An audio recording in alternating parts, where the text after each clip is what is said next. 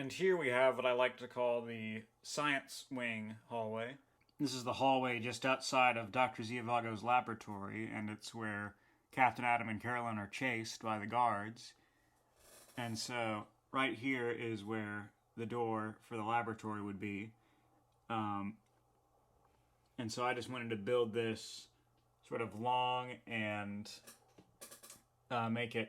give a sense of wider space by having the corner, which they turn around, to make it feel a little bigger. And something else I did was, back here I put these little pegs where I could put black plates to prevent light from shining through, which, if I turn it like this, you might see little cracks between some of the bricks like that. And that obviously isn't something I want showing through on film.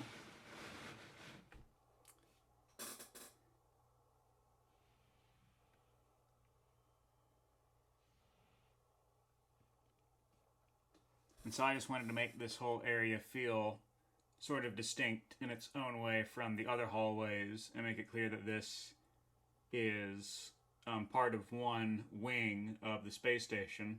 If I go back here, you can see how I did that with the back wall. I stuck black plates and bricks so that no light would shine through, and also so that here, where there's nothing on top, it looks as if there's still some sort of wall behind them.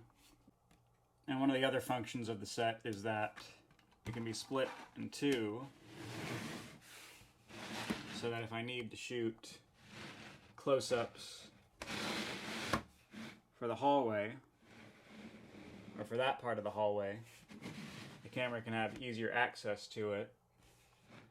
And I can even reconfigure it into different sets, which I did for the hallway junction. And here is the hallway junction set where Carolyn and Adam are hiding behind the desk during the laser shootout. And you can see back here where I included that part of the scientific wing hallway. And I only attached it with a few loose bricks so that I could easily move it for other shots where it was getting in the way. And the door mechanisms themselves were interesting because I had to make them so that they could lift up and fit a figure through, but small enough so that they didn't hit the desk or anything standing in front of it. And so I built it in a way where it's lifted up and back. Originally I was going to have the door mechanism open straight up, but I realized that left very little space between the tip of the door and the tip of the desk, and it would probably knock over figures that were standing there. And so I came up with the up and back function so that it would be out of the way. And I built one door mechanism and one set of walls on each side of the set, all four sides, so that I could alternate for different angles. And on the back side here we just see the rougher side of the mechanism, and sometimes I would use sticky tack to hold it in place because the backward weight of it would sometimes make it fall down. And if I wanted to remove a wall to get a close-up angle, I had these bricks on top that held them in place, so I would just remove the brick and then remove the door mechanism and then push the wall back.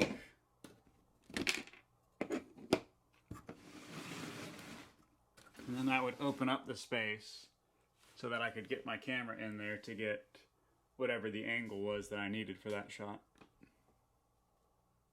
And I built this desk so that it would be large enough for the figures to comfortably sit behind to take cover, but I also made it small enough so that it didn't take up so much room that there was no walking space between the doors and the desk itself. And you might notice that the desk doesn't actually cover their heads all the way, and so I just used lower angles to make it look like the desk covered more of their face from the laser fire than it actually did.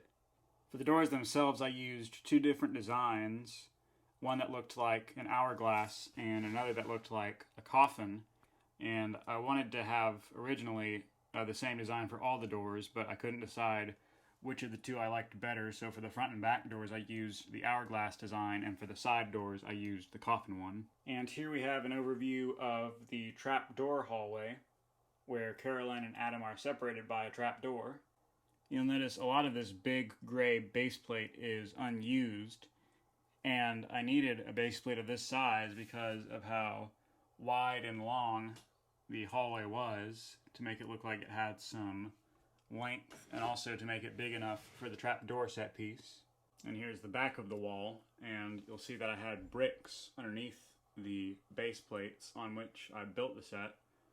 And the problem with base plates themselves is that regular plates don't like to stick to them, and so to make this set more sturdy, which it needed to be for the trap door to work, I had to build the floor of the set on top of bricks, which elevated it above the floor of the base plate. And here you'll see the back of the trap door mechanism, and this is where it was stored when it was in regular mode, and then when it came time to activate it, I would pick it up off the studs and then slide it forward one set at a time, which was made easier by these smooth tiles I put there.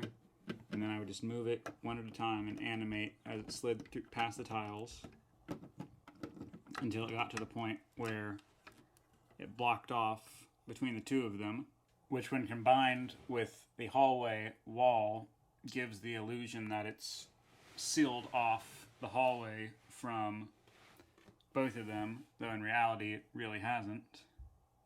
They could technically, I guess, squeeze through that crack, but you don't see that in the camera angles.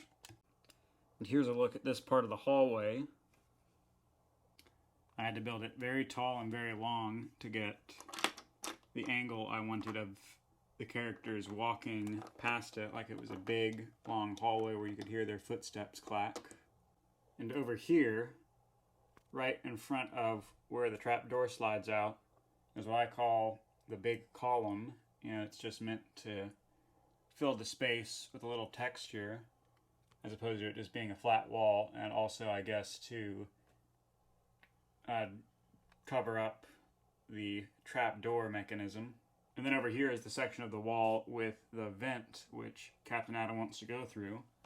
And for some of the shots I wanted of Adam kneeling down and opening the vent, I had to build it very tall so that you wouldn't see the wall behind it, and you could still be able to see the top of his helmet.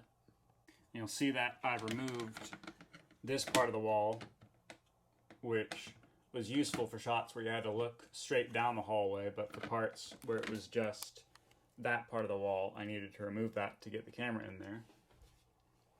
And then over here, you'll see that behind this wall with the ventilation shaft is actually a wall of black bricks. So there isn't actually any space back there for him to crawl into. I just needed to fill that space with solid black so that there wouldn't be any visible light coming from inside the vents because of how dark it's supposed to be in there. And here's another angle on the trap door when it's been activated, and you can see how it slides back into that crevice and back out. And when I wanted to situate it so that for when the two of them were conversing, I would just sort of stick it in a nice middle position and then zoom in really tight, and it would look like it was eating up the whole passageway.